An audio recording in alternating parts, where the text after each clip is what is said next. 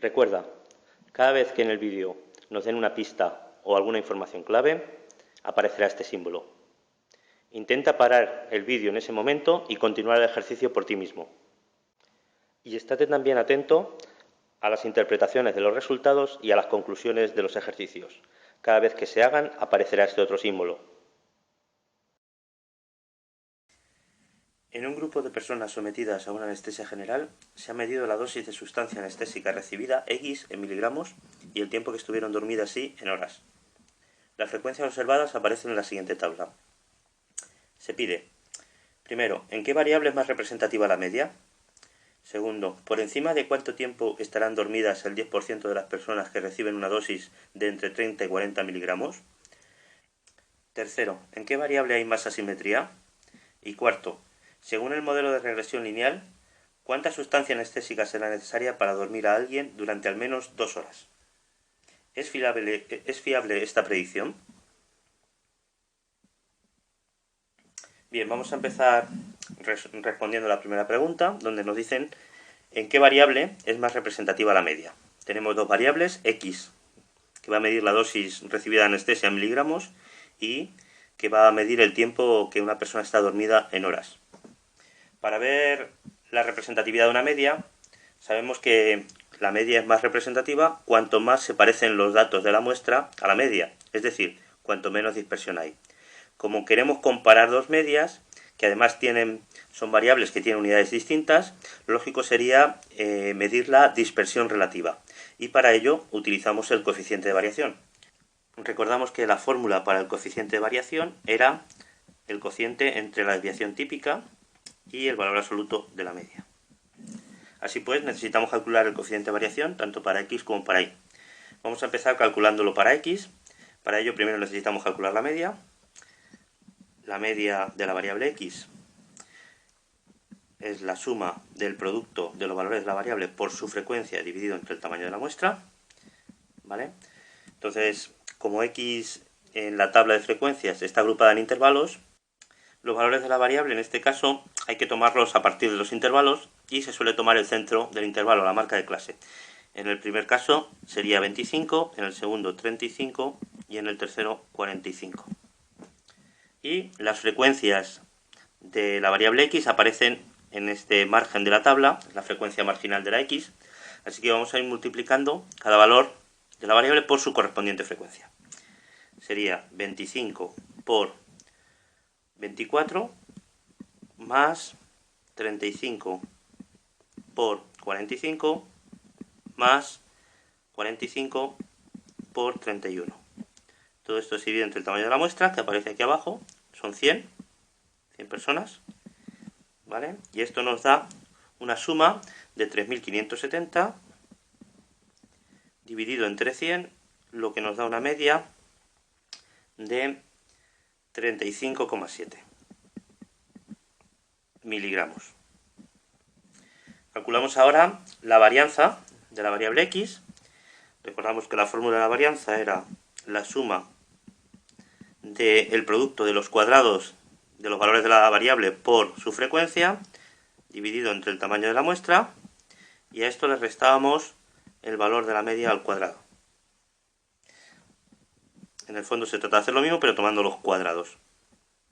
Así que vamos haciendo la suma, ¿no? Sería 25 al cuadrado por su frecuencia, que es 24, más 35 al cuadrado por su frecuencia, que es 45, más 45 al cuadrado por su frecuencia, que es 31. Dividimos entre 100 y a esto le restamos la media que hemos calculado antes, que era de 35,7 al cuadrado. Esto nos da una suma de 132.900 entre 100, le restamos el cuadrado de la media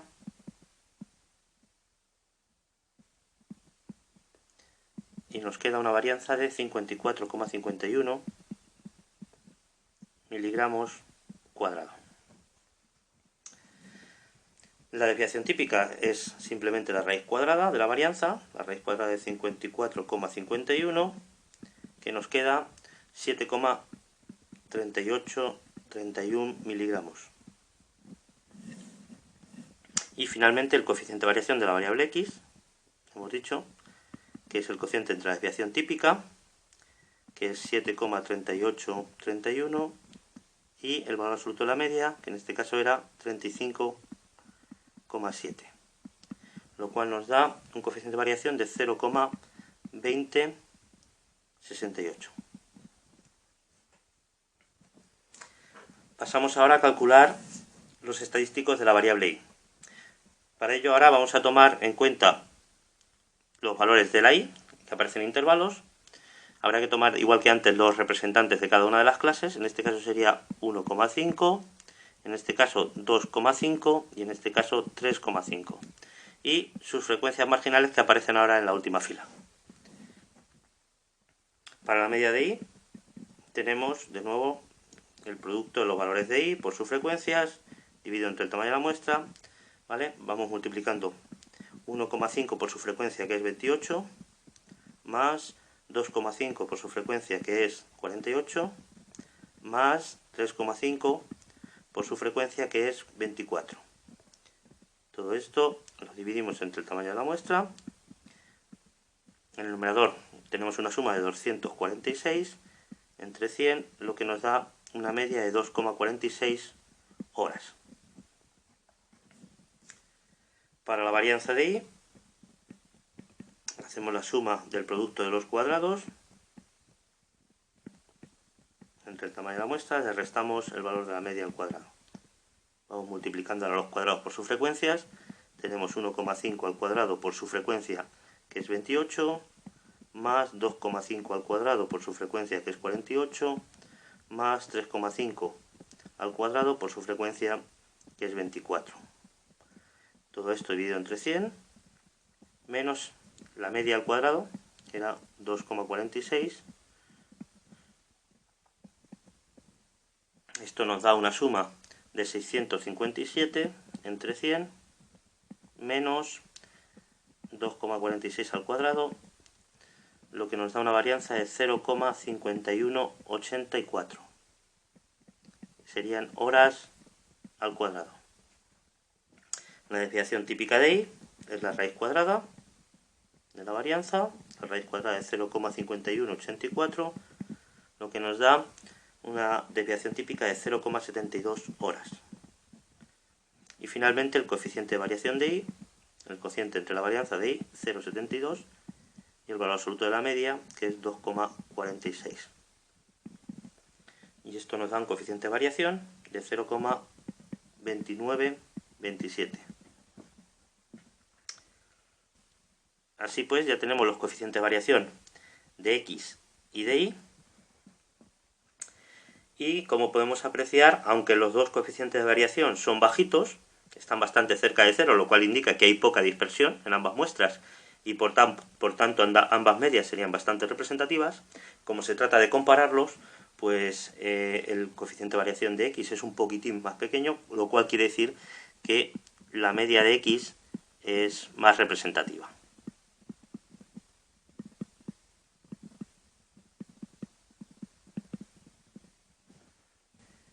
Pasamos ahora a responder a la segunda pregunta, donde nos dicen por encima de cuánto tiempo estarán dormidas el 10% de las personas que reciben una dosis de entre 30 y 40 miligramos. Es decir, en vez de trabajar con la muestra global, ahora vamos a trabajar exclusivamente con la muestra de personas que han recibido una dosis de entre 30 y 40 miligramos, que se corresponde con la fila central de la tabla de frecuencias bidimensional. Es decir, nos vamos a olvidar de la variable dosis y vamos a trabajar simplemente con la variable tiempo, con la variable i, pero teniendo en cuenta las frecuencias que aparecen en la fila central de la tabla de frecuencias bidimensional. Por tanto, en realidad es como si estuviéramos trabajando con una nueva tabla para una única variable, para la variable i,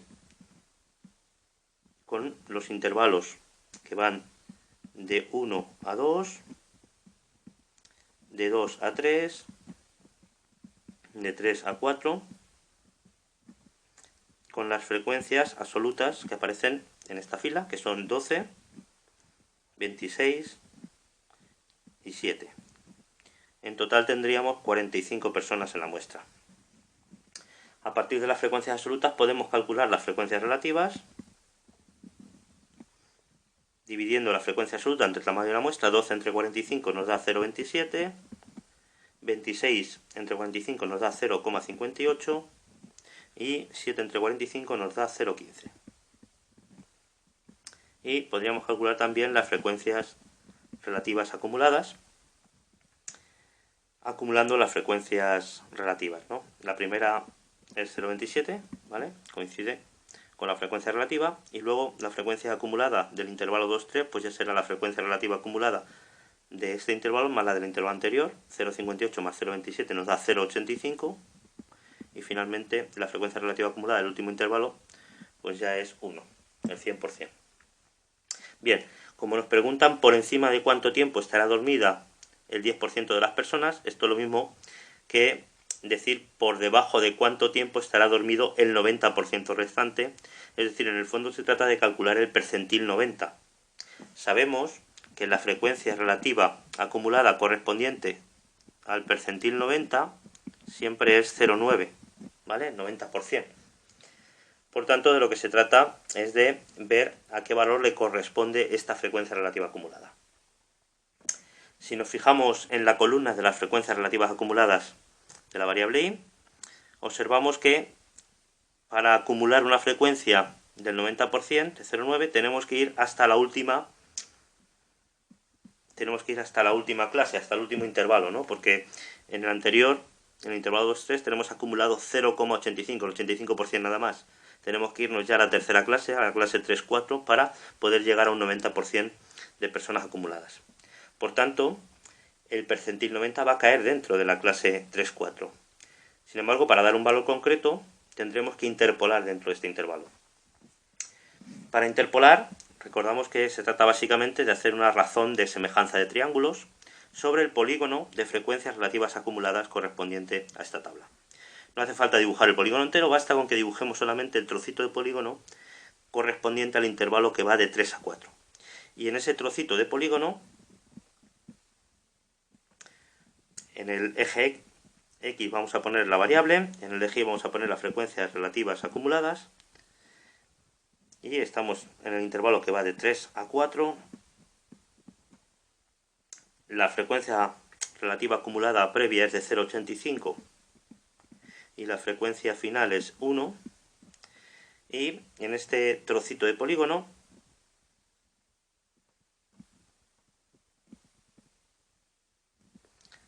se trata de proyectar la frecuencia relativa acumulada correspondiente al percentil 90, que es 0,9, más o menos va a caer por aquí, y donde corte proyectar para que aparezca el percentil 90. Bien, si nos damos cuenta, tenemos dos triángulos rectángulos semejantes que comparten un mismo ángulo alfa. La tangente de alfa con el triángulo grande tenemos que es el cociente entre el cateto opuesto, ¿vale? Que es 1 menos 0,85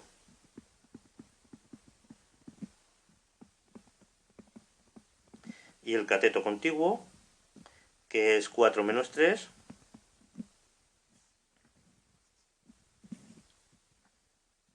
lo que nos da 0,15 entre 1, es decir, 0,15. Y por otro lado, si utilizamos para calcular la tangente de alfa el triángulo pequeñito, tenemos que la tangente de alfa es con el cateto opuesto, que sería 0,9 menos 0,85,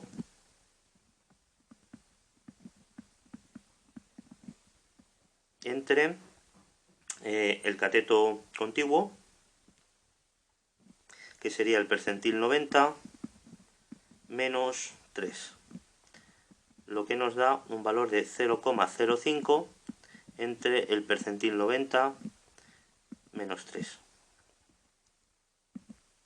Como el ángulo alfa es el mismo, sus tangentes tienen que ser las mismas, por tanto, estos dos valores tienen que coincidir. De aquí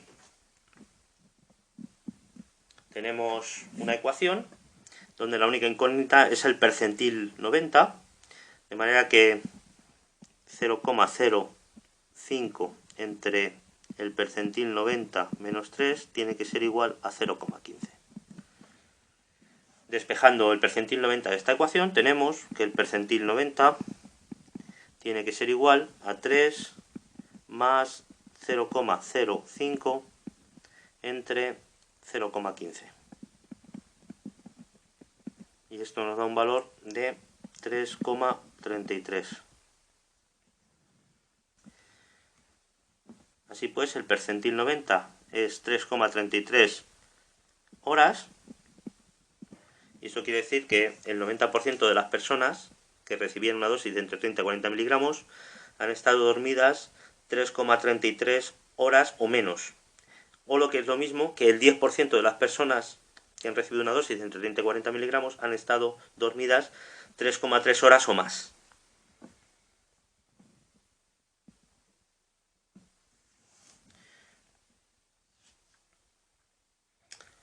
Pasamos ahora a responder a la tercera pregunta, donde nos dicen en qué variable hay más asimetría. Recordamos que la asimetría de una muestra se mide mediante el coeficiente de asimetría, cuya ecuación es G sub 1 para la variable x es la suma del producto de las desviaciones de cada valor de la variable a la media, elevadas al cubo, multiplicada por la frecuencia, dividido entre el tamaño de la muestra y a su vez todo dividido entre la desviación típica al cubo. ¿Vale? Tanto la media como la desviación típica las tenemos aquí, porque las hemos calculado ya en el ejercicio, en el apartado 1. Así pues, vamos a ir multiplicando de nuevo los valores de la variable x. Recordamos que hay que tomar las clases, los centros de las marcas de clase, los centros de cada intervalo, 25, 35, 45, y hay que ir midiendo las desviaciones con respecto a la media, que era 35,7. Así que esto nos da, la primera desviación sería 25 menos 35,7 elevado al cubo por su frecuencia, que es 24, más 35 menos 35,7 al cubo por su frecuencia, que es 45, más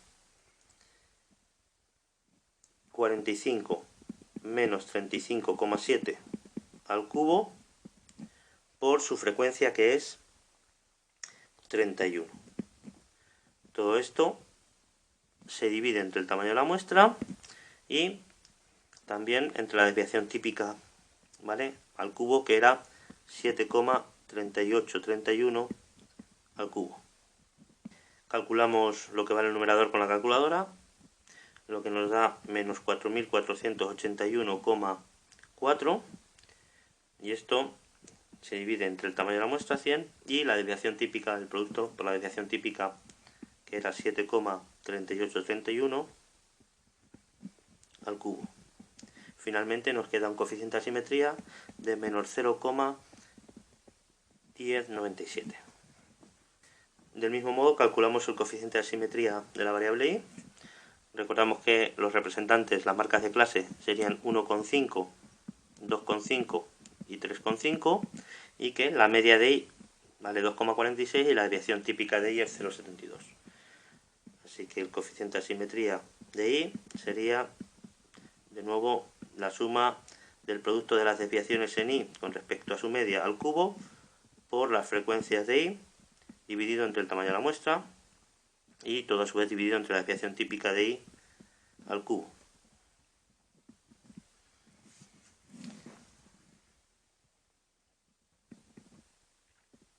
Vamos haciendo la suma.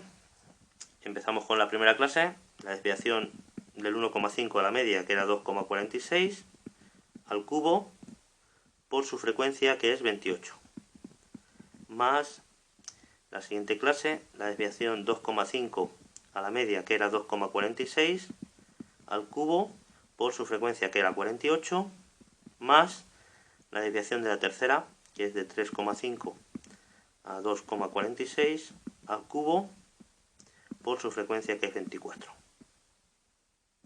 Todo esto dividido entre el tamaño de la muestra, que es 100, por la desviación típica de y, que era 0,72 al cubo. Con la calculadora hacemos la suma del numerador y nos queda 2,2272 dividido entre 100 por 0,72 al cubo. Y esto nos da un coeficiente de asimetría para la variable y de 0,0588. Así pues, ya tenemos el coeficiente de asimetría de x y el coeficiente de asimetría de la variable y. Como nos preguntan en qué variable hay más asimetría, pues podemos ver que en la variable x hay asimetría hacia la izquierda y en la variable y hay asimetría hacia la derecha, porque es positivo. Pero de lo que se trata es de ver qué valor, qué coeficiente de asimetría se aleja más del 0, puesto que el 0 es el valor que tiene una distribución simétrica. Por tanto, en el fondo lo que habría que mirar es el valor absoluto, ¿no? No el signo, sino el valor absoluto del coeficiente de asimetría. Y en ese caso podemos ver que el coeficiente de asimetría de la variable x es un poquitín mayor en valor absoluto que el coeficiente de asimetría de la variable y. Por tanto, hay un poquitín más de asimetría en la variable x. Por tanto, diríamos que x es más asimétrica.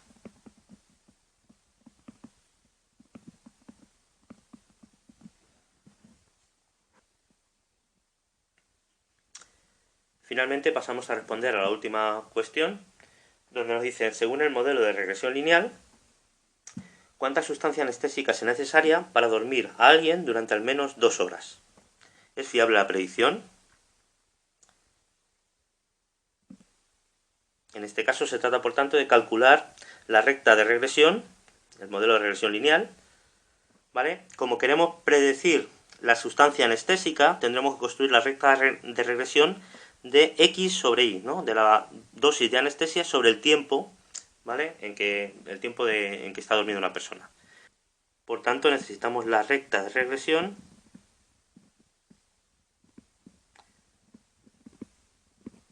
de x sobre y,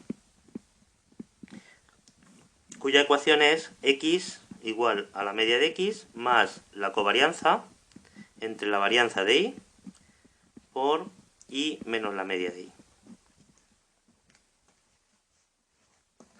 Necesitamos calcular la covarianza, las medias y la varianza de y. Recordamos que la media de x la tenemos ya calculada, era 35,7. La media de y también está calculada en el apartado 1, que era 2,46, y también las respectivas varianzas, la varianza de x y la varianza de y, ¿vale? Que son 54,51 miligramos cuadrados y 0,5184 horas al cuadrado, respectivamente. Así que en realidad lo único que nos faltaría por calcular es la covarianza. Recordamos que la fórmula de la covarianza era la suma del producto del valor de x por el valor de y por la frecuencia del par dividido entre el tamaño de la muestra, y a esto se le restaba el producto de las medias de x e y. De nuevo, tenemos que tomar los representantes, a la hora de hacer los productos, los representantes de cada clase, ¿vale? El representante de x es 25, de la primera clase de x, 35 para la segunda, 45 para la tercera, y para la variable y, el representante de la primera clase es 1,5, 2,5 para la segunda, 3,5 para la tercera, igual que antes. Por tanto, al hacer los productos nos quedaría, vamos a ir multiplicando cada uno de los pares, la componente x por la componente y por la frecuencia relativa. Eso supone que hay que ir recorriendo todas las frecuencias, ¿vale?, de la tabla bidimensional. Empezaríamos por la primera, ¿no? Sería valor de x 25 por valor de y, que sería 1,5, y por su frecuencia, que sería 14, ¿no?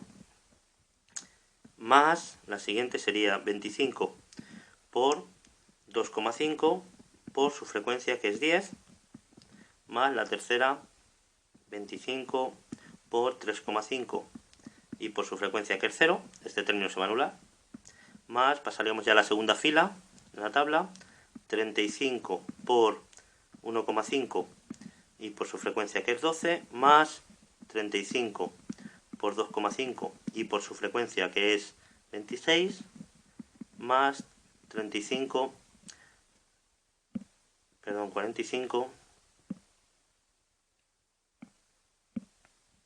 más 45 por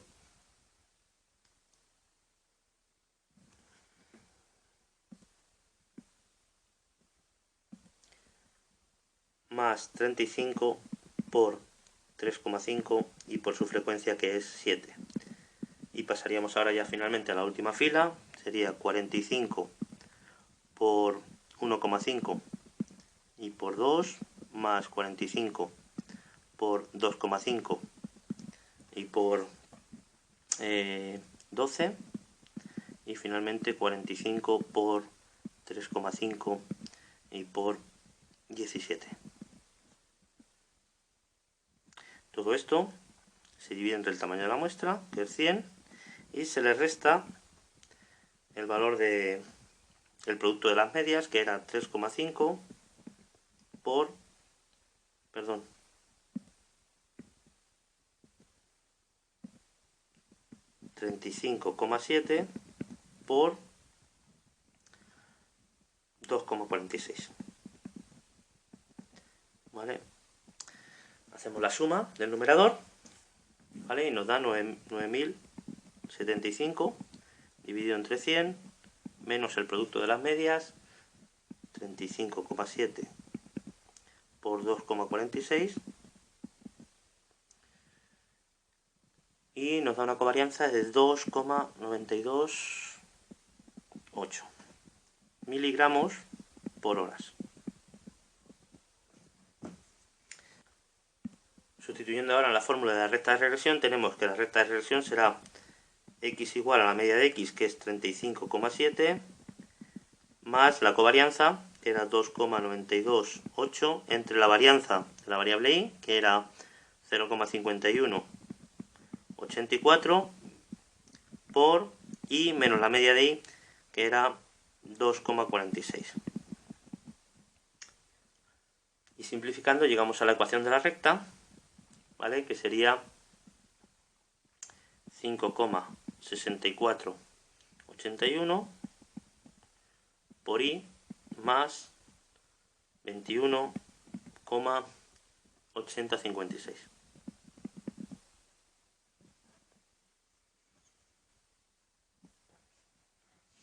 Si queremos hacer ahora una predicción de cuánta sustancia será necesaria para que alguien duerma durante al menos 2 horas, pues es básicamente sustituir en esta ecuación y por 2, ¿no? Es decir, x para 2 sería 5,6481 por 2 más 21,8056, lo que nos da un valor de 33,1018 miligramos.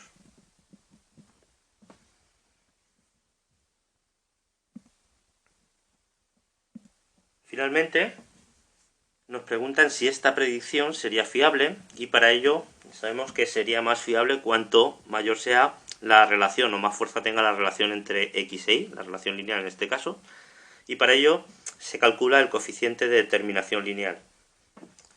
El coeficiente de determinación lineal r cuadrado se definía como el cociente entre el cuadrado de la covarianza y el producto de las varianzas de x e y.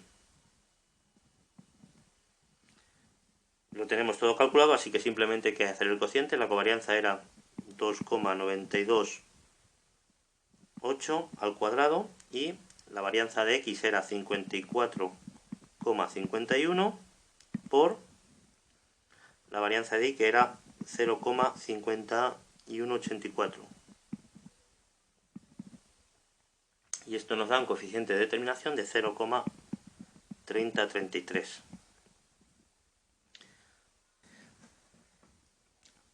A la hora de interpretar el coeficiente de determinación, recordemos que cuanto más cerca de 1 esté, quiere decir que mejor es el modelo y por tanto más fiables serían sus predicciones, y cuanto más cerca de 0 es que peor se ajusta los puntos a la recta y peor serían las predicciones. En este caso el coeficiente de determinación está bastante cerca de 0, por tanto no podríamos decir que las predicciones serían muy fiables. Predicciones poco fiables.